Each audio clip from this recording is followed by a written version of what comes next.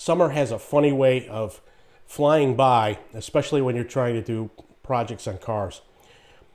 If you've been following along, we were making great progress on restoring the dash on Project Risky Business, our 1985 Porsche 928S.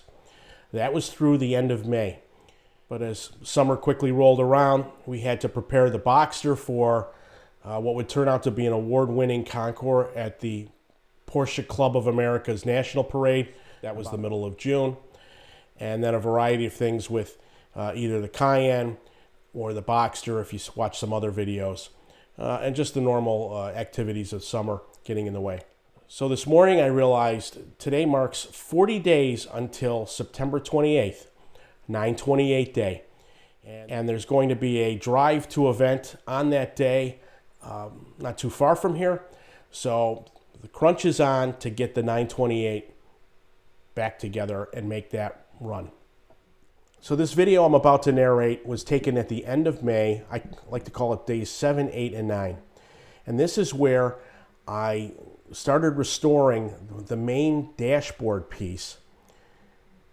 And I'll take you through what I learned as I went and where we're at with this. Stay tuned.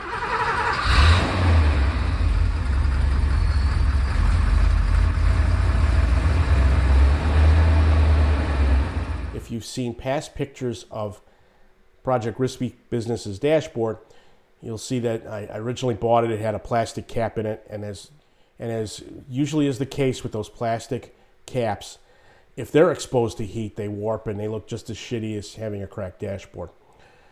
My car features an original leather dash, and unfortunately, whatever sun exposure that was shown to the car really cracked the old dashboard. And one of the things I struggled with was how was I going to create a level surface for the new dashboard. As I started working on it, it quickly became evident I needed to strip it down and really build a new base. So let me pause it right here. What you're seeing here are pieces that we cut out when we pulled the dash. This is the original leather dash, and it's still mounted to it, but as you can see, there are sections where the foam is badly curled, and it just was going to be hard to replicate this. The first step of that was to sand down the dashboard on these pieces. So I started working there and was sanding it, and just the whole time I'm wondering, okay, what's going to happen here? I've got these curled up pieces, and now you see me starting to pull this away, and I realize the worst thing I can do is put anything over this because it's coming right up. So this was like bad dead skin is a best analogy I can use. So just started working a little bit more with it, and now you see me just literally the heat had separated the glue used at the factory. So now I decided, okay, I'm going to level this out, figure out how to fill it in again, and started feathering this in and getting rid of the old foam that was underneath. And as I started sanding more and more, I realized the front piece of this needs to come off.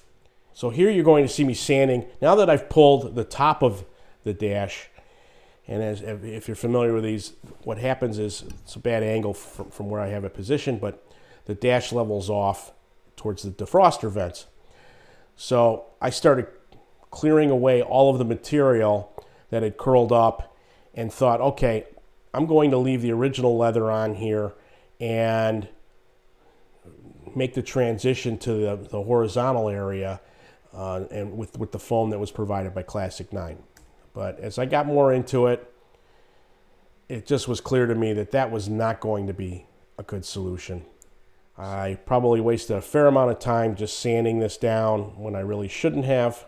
And particularly as I was going around the corners here, I found that it was just coming up. So ultimately what I ended up doing, and here's a shot of it, I pulled all of the old leather off, and it came off clean without taking the foam off on the main portions. See how easily that came up, and literally just peeled like dead skin. I don't know how to put it any nicer.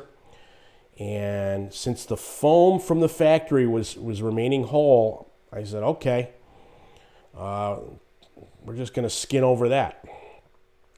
What I learned in this is that leather over the vinyl was going to peel off.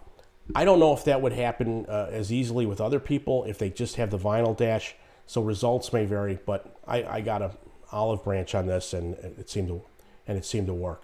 So while the foam was good on the front face, the top needed to be recreated. So I had to figure out, okay, how am I going to recreate the foam that the factory did? And I realized that maybe using spray foam or spray stuff had the same consistency, and that would act as a nice adhesive base underneath the foam that was supplied by Classic9 to make my base for the dashboard. So here I am using spray stuff and a spatula, and if you've worked with this stuff, you know how sticky it can be. But here I am just slowly filling in the areas that the foam came out of the top of the dash, and I put this down. And so when I say days 7, 8, 9, it was a matter of putting some stuff for this stuff on, building it up, and letting it dry over the course of a couple days. Now here I am cutting it down to elevation with nothing more than an X-Acto knife for the rough cut, because this stuff expands if you've used it at all. That's what it's designed to do. You can see it's making a nice base that's level. This is a very involved project. I can't stress that enough. You need to take your time, and if you're getting frustrated, walk away from it until you're in a better frame of mind. There's no sense rushing this because you won't be happy with the results. All right, so once everything was cut out, it was a matter of using my DA sander to sand this down.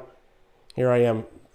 What I didn't show was building it up more, putting another layer in on the low spots, and then I go back and sand with the DA sander. This was a process that probably took the better part of 2 days, just slowly filling it up with the spray stuff.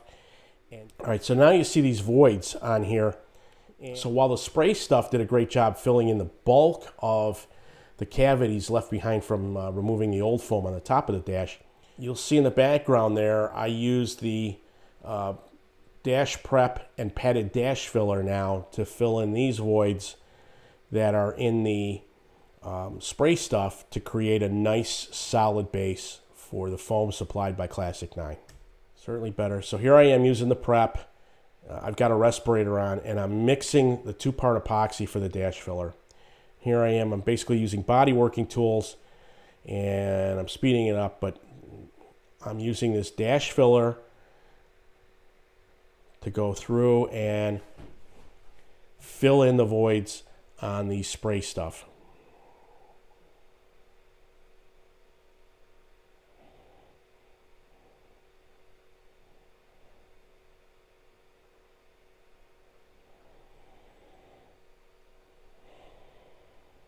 You only have about a 15-minute working time, so you're better off using small batches and then putting it on.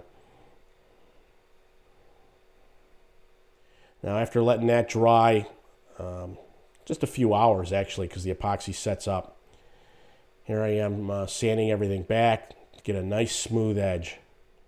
All right, so what you see me doing in this now is that, I think it's 1/8-inch foam, very dense foam, is supplied by Classic9 with their dashboard kit. And what they recommend is you place the top of the dash over the foam and cut your main piece. So that's what I'm doing here. And you cannot have enough sharp X-Acto knives here. Don't try to stretch them out.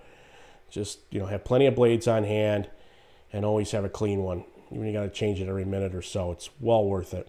So here I am getting that as close as I can. The idea being here, of course, I'm cutting out the defroster vents here.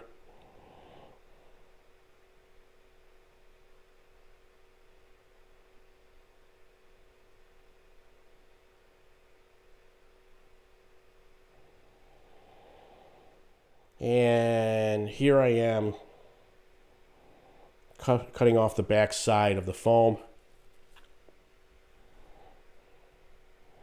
leaving myself extra as I cut around.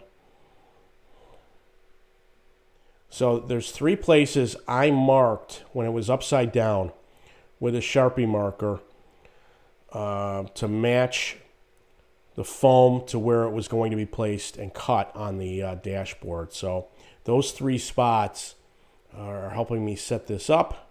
And as soon as I double checked everything, I used painter's tape to hold it down. Got to vacuum everything underneath. You don't want to have pieces that would cause bumps. So here I am spraying on the adhesive. Now that I've got the foam ready to fit, spraying on the adhesive on both the foam and this, and let it tack up for about 5-10 minutes. Use the marks to place it, and then I just start slowly. Of course, this is time-lapsed, but what I'm doing is using the blue tape to hold it down and let the glue sit. So you can see already that that's forming a very smooth base at the top, as well as the transition you want on the dashboard as the driver and passenger face it.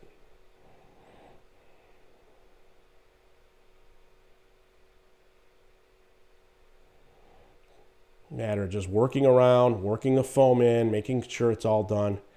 There's some side pieces. You see me putting on the glue on the side pieces to put those on.